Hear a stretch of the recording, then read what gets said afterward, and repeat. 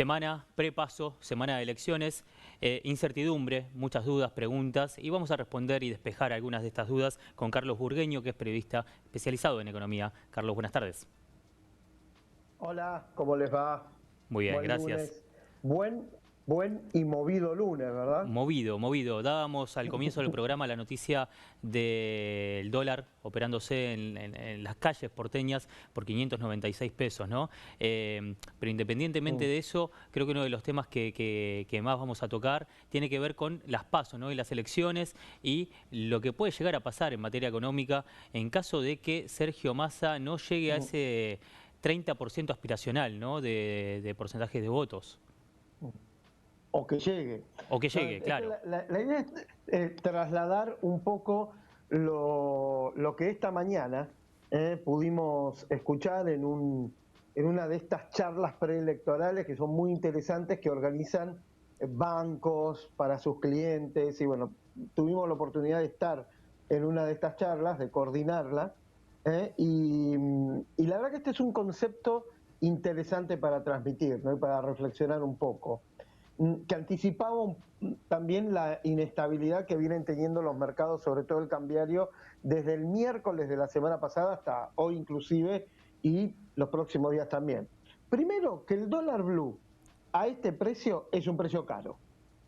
O sea, estamos teniendo un precio de dólar caro con un altísimo componente especulativo, y esto hay que tenerlo en cuenta, ¿no? Cuando hacemos el análisis, para ser justos también, para poner en dimensión también las cosas, ¿no? Bien.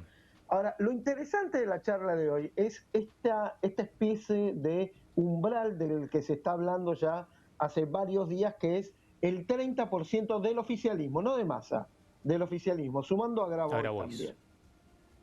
Y esta curiosidad, si querés, que el mercado, estamos hablando de las PASO, no de las elecciones generales, las PASO y del periodo que va desde las PASO hasta las generales de octubre. Y el mercado diciendo, bueno, lo mejor que puede pasar es un oficialismo competitivo, un oficialismo con probabilidades de competir, probabilidades de estar en la pelea, aunque triunfe o no después, pero un oficialismo que pueda mostrarse como alternativa. ¿Y cuál sería ese nivel de competitividad? El 30%. O Ok. sea que si el oficialismo lograra el 30%, 99,8 ponele, y por arriba de 30 seguro, eh, no estaría mal para lo que son las expectativas de tener un mercado relativamente ordenado, tranquilo, en lo que se pueda, de acá a las generales. Ujú. Y en la misma línea, si el resultado fuera mucho menor a ese 30%, las circunstancias financieras, cambiarias, serían peores, porque ya, digamos, habría mercados anticipando decisiones para tomar cuando ocurriera lo imposible de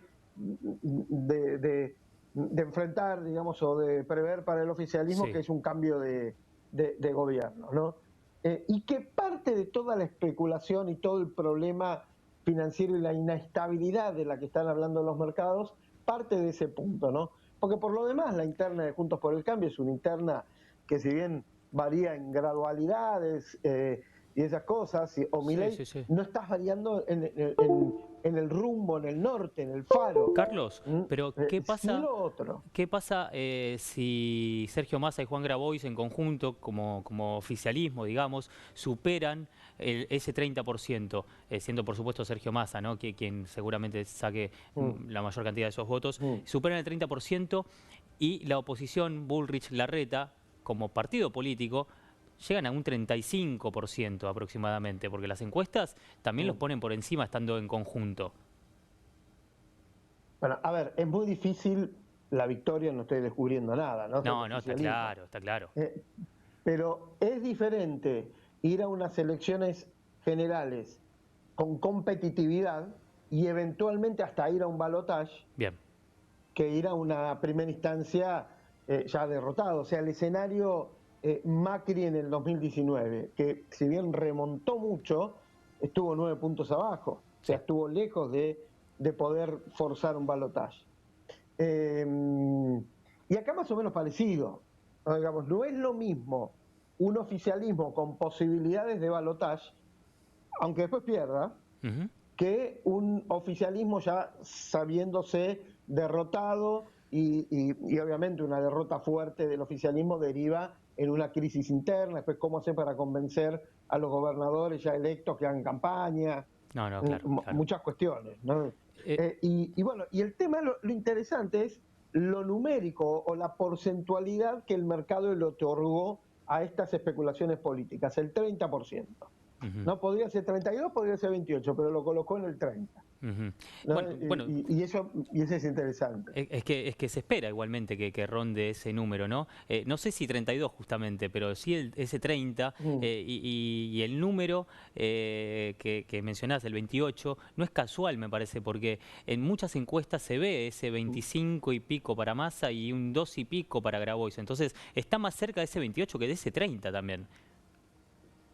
Sí, bueno, eso es lo que dicen las encuestas. De hecho, hubo una charla de algunos economistas muy importantes, de los que habitualmente están en esta pantalla, y un consultor también muy importante, una encuestadora muy importante, el viernes por la mediodía tarde, también en un banco, repito, en un banco, donde le daba más al oficialismo 31% exactamente. Sí.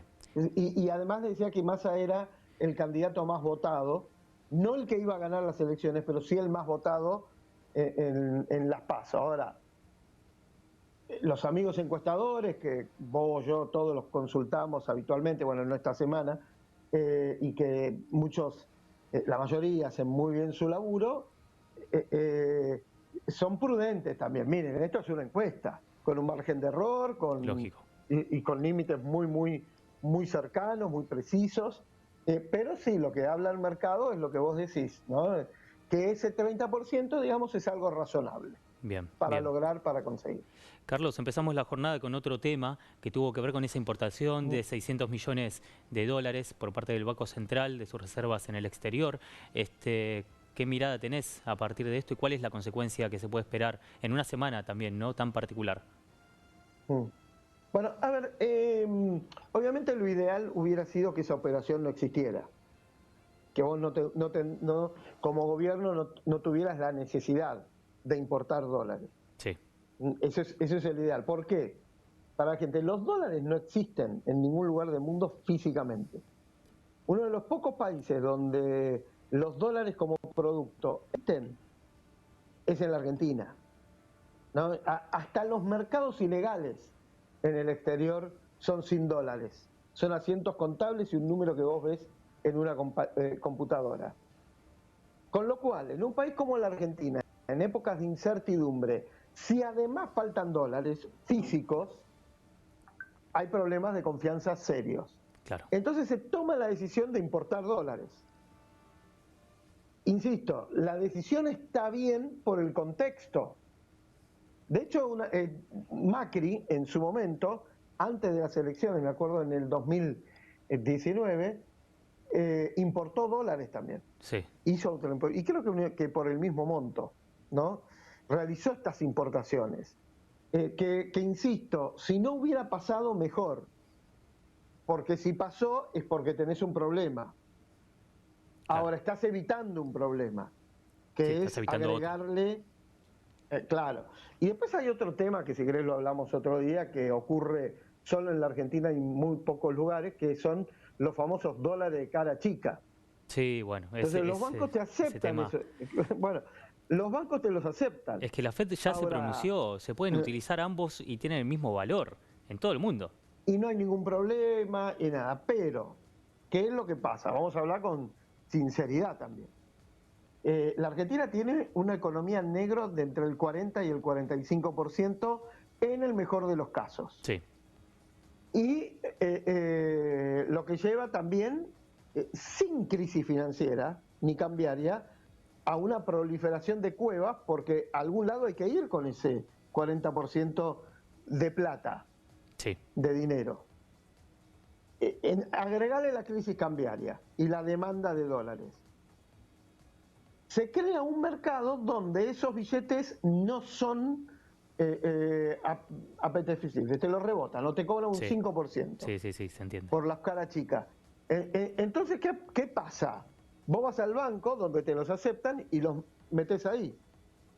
Obviamente los que pueden hacerlo en blanco. Sí, lógico, lógico. Ahora, cuando los vas a buscar, el banco también te da cara chica, Y sí, porque es son legal. los dólares que tienen. Claro, y es legal. Porque es legal y son los dólares que tienen. Entonces, en un país donde hay tanto físico Sí, moviéndose, ¿no? Bueno, si además le agregas incertidumbre y además le agregas este invento de los dólares cada chica, sí. bueno, traer dólares y hacer arqueo, ¿no? Dólares contra dólares, digamos, es una manera de llevar tranquilidad. Clarísimo. ¿No? Porque también, si vos vas a un banco y pedís dólares y te dicen quiero llevarme, no sé, $20.000, Sí. porque tengo miedo y me los quiero llevar, o porque se me ocurre, y el mundo es libre y me los quiero llevar a mi casa, o a donde sea.